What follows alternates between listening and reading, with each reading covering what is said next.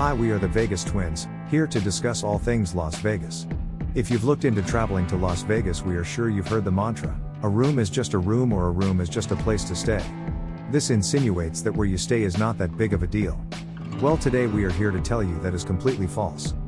Hi, yes, let's get into some reasons why this myth will hurt your vacation. But before we do, go ahead and hit that subscribe button for more great content. So, the first reason we completely disagree with this concept is dining. You are far more likely to be eating at restaurants in or near your particular hotel of choice. When it comes to dining, not all locations are created equal. We aren't saying you won't venture out for this, you actually will, but say you want to get a quick bite to eat for breakfast. Are you more likely to catch a 15-minute Uber down the strip or just eat at your hotel? We all know the answer to this. As we get into another factor on this, we will circle back to the dining aspect a little more. Thanks, Sarah. Now another related reason your hotel choice can make a difference is costs. If you stay too far from the places you want to be, this can start to add up transportation costs. Yes, you can alleviate some of these through free trams, but even with them it can add to your walking and waste valuable time. If you find you want to do a lot in one area of the strip, the room is not just a room, you probably want to stay close to those things to save your valuable time and money. While we love Uber and Lyft, as well as taxis for getting around town, too much can start to add up. You are so right. You know what else can add up? The little incidental costs at your hotel. You might be thinking, with our logic, you should be looking for the nicest hotel you can find with a great deal. Not necessarily. Keep in mind that if you stay at a higher class resort, other costs are going to start to add up. You are on your way to the pool and forgot sunscreen that may cost you an extra $3 or so compared to a mid-level hotel. I'll give another example. One year we found an excellent deal on the Encore. I'm not saying we completely regret it, but one morning we walked down to grab a quick bite for breakfast, and 2 muffins and 2 bottles of orange juice were $30. They are probably more now, as this was a number of years back. So just keep that in mind as you pick your location. Those savings may quickly disappear. Right, yet with that said, I also want to say you shouldn't just pick the cheapest hotel either. There are rooms that are much nicer than others. Do your research and find a hotel that has a number of good reviews that match your budget. We don't want to see you staying at Circus because you wanted to do a lot at Resorts World and the Wynn and Encore resorts.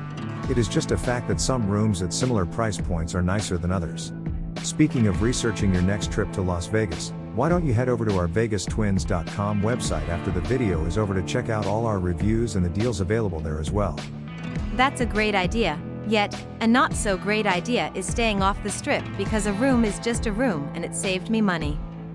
That is fine if you are a Las Vegas veteran and you find Fremont Street is more for you. That's great.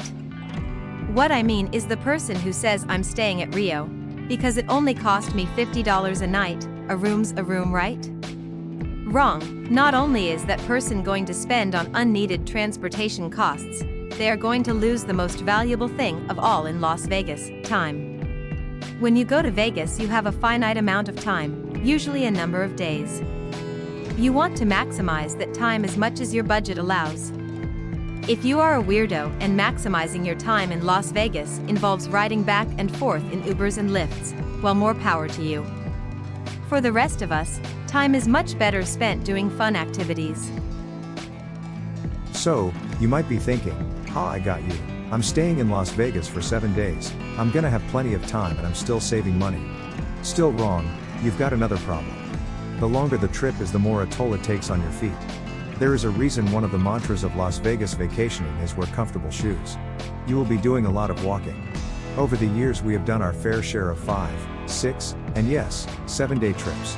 As the trip goes on, you will find yourself looking for more and more things that involve less walking. Trust us, you can be in good shape and this is still an issue. In our younger days we would train for Las Vegas trips by hiking mountains. Still, by the end your feet are going to be sore.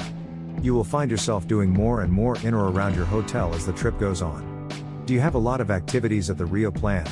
Yeah, we thought not. Is Rio the place you want to eat most of your meals the last day of your trip? Cause chances are you will. That's so true. What's worse is when someone gives this advice to someone else. It is setting them up for issues. I feel bad for the person who goes giving themselves this misconception. I feel doubly bad for the person who got this bad advice elsewhere. Anyway, we hope this has helped to dispel that notion and makes your trip a lot better. Leave a comment if you have any other advice, or even if you completely disagree, we'd still love to hear from you. With that said, thanks for watching our video. If you are heading to the greatest city in the world soon, enjoy your trip and hope to see you next video.